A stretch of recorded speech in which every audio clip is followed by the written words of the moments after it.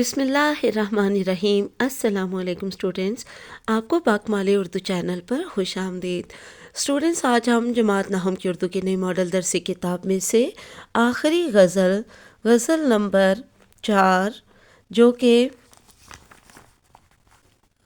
کاش طوفان میں سفینے کو اتارا ہوتا، شاعرہ پروین فنا سید کی غزل ہے، اور یہ غزل 6 اشعار پر مشتمل ہے۔ تو اس کو آج ہم مکمل طور پر دیکھیں گے، یعنی کہ اس کے تمام اشعار کے الگ الگ مفہوم بھی پڑھیں گے اور حوالہ جاتی اشعار بھی دیکھیں گے۔ تو چلیے شروع کرتے ہیں۔ یہ یہاں تک مکمل ہو جاتی ہے، تو اب ہم اس کا دیکھ لیتے ہیں۔ جماعت نحوم کی نیشنل بک فاؤنڈیشن کی جو نئی کتاب ہے اردو کی، اس کے حصہ غزل میں سے غزل نمبر 4 جو کہ شاعرہ پروین فنا سید نے لکھی ہے، اس کا شعر نمبر 1 ہے: کاش طوفان میں سفینے کو اتارا ہوتا، ڈوب جاتا بھی تو موجوں نے ابھارا ہوتا۔ اس کا مفہوم دیکھیے، کاش ہم اپنی کشتی طوفان میں ڈال دیتے، اگر ڈوب بھی جاتے تو پانی کی لہریں ہمیں کنارے پہ پھینک دیتی اور ہم مر کر ہی صحیح منزل پر پہنچ جاتے۔ اب اس کے حوالہ جاتی اشعار دیکھتے ہیں۔ پہلا ہے: چلا جاتا ہوں ہنستا کھیلتا موجے حوادث میں، اگر آسانیاں ہوں زندگی دشوار ہو جائے۔ دوسرا حوالہ جاتی شعر دیکھیے: ذرے سے کائنات کی تفسیر پوچھ لے، قطرے کی وسعتوں میں سمندر تلاش کر۔ اور تیسرا حوالہ جاتی شعر: آسانیوں سے پوچھنا منزل کا راستہ، اپنے سفر میں راہ کے پتھر تلاش کر۔ اب شعر نمبر 2 دیکھتے ہیں۔ ہم تو ساحل کا تصور بھی مٹا سکتے تھے، لب ساحل سے جو ہلکا سا اشارہ ہوتا۔ اس کا مفہوم ہے، اگر کنارے سے کوئی ہمیں ہلکا سا اشارہ کر کے بھی مشکلات میں پڑنے کا حکم دیتا تو ہم کنارے کا تصور بھول کر طوفان میں کود پڑتے۔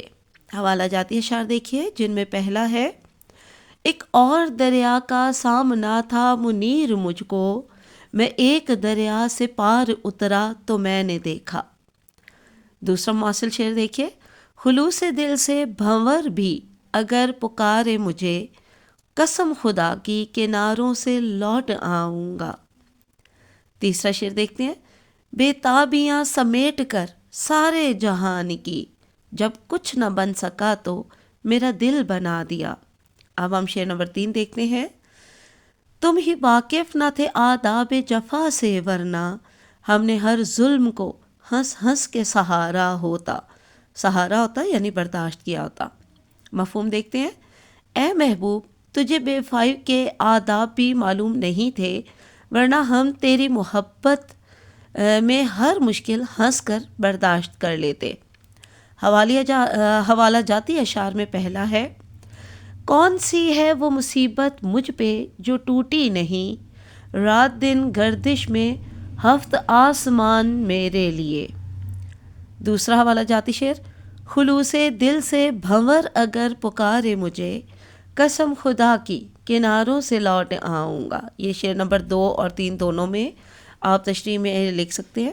تیسرا ہے: کل رات ہجر یار میں رویا میں اس قدر، چوتھے فلک پہ پہنچا تھا پانی کمر کمر۔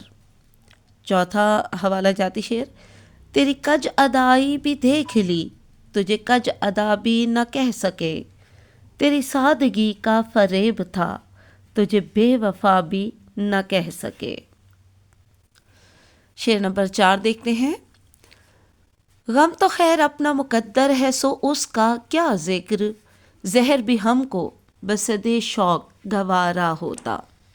مفہوم دیکھیے، غم تو عشق کرنے والوں کا مقدر ہے، اگر محبوب کی خاطر زہر بھی پینا پڑتا تو ہم خوشی خوشی پی لیتے۔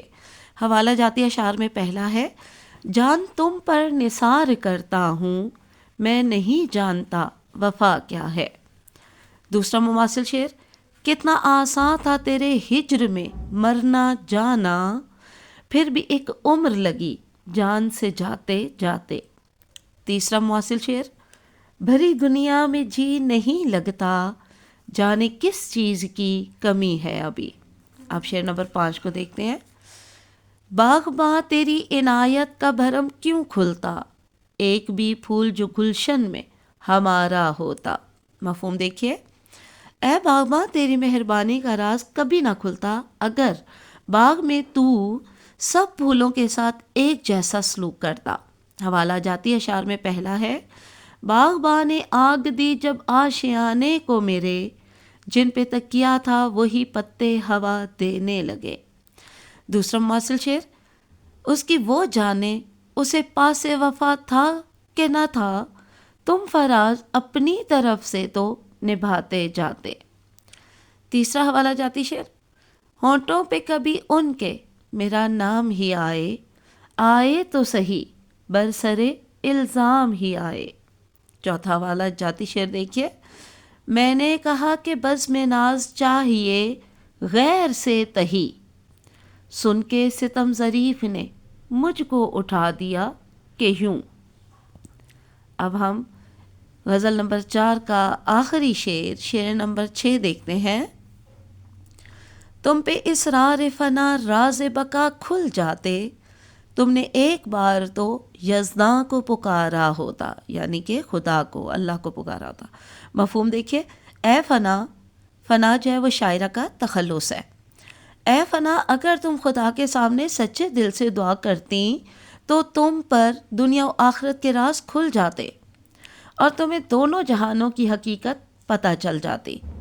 اب حوالہ جاتی اشعار دیکھیے، ان میں سب سے پہلا ہے، خلوص دل بھی ہو شامل ہر ایک سجدے میں، جبیں جھکی نہ جھکا دل تو بندگی کیا ہے۔ دوسرا مماثل شعر ہے، آگے اس متکبر کے ہم خدا خدا کیا کرتے ہیں، کب موجود خدا کو وہ مغرور خود آرا جانے ہے۔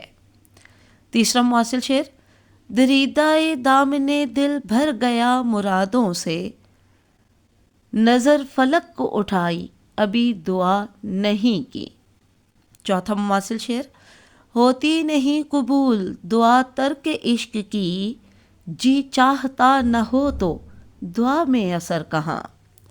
تو اسٹوڈنٹس، آج ہماری پوری چاروں غزلیں بھی مکمل ہو چکی ہیں، یعنی کہ ہم نے تمام نظم غزلیں جو ہیں ان کے مفہوم اور حوالہ جاتی اشعار دیکھ لیے ہیں۔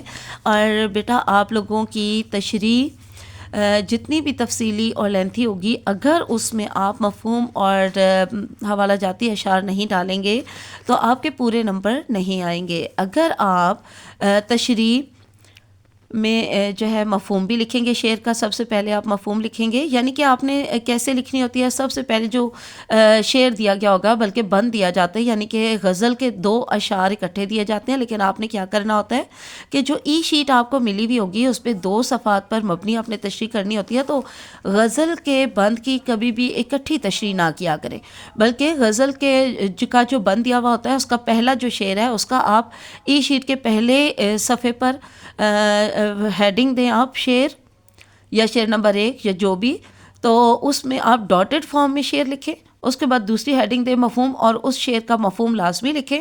اس کے بعد آپ تشریح کی ہیڈنگ دیں جس کے آگے آپ نے تفصیلیہ کی علامت لگانی ہوتی ہے۔ تفصیلیہ کی علامت کیسے لگاتے ہیں، یہ والی، ٹھیک ہے۔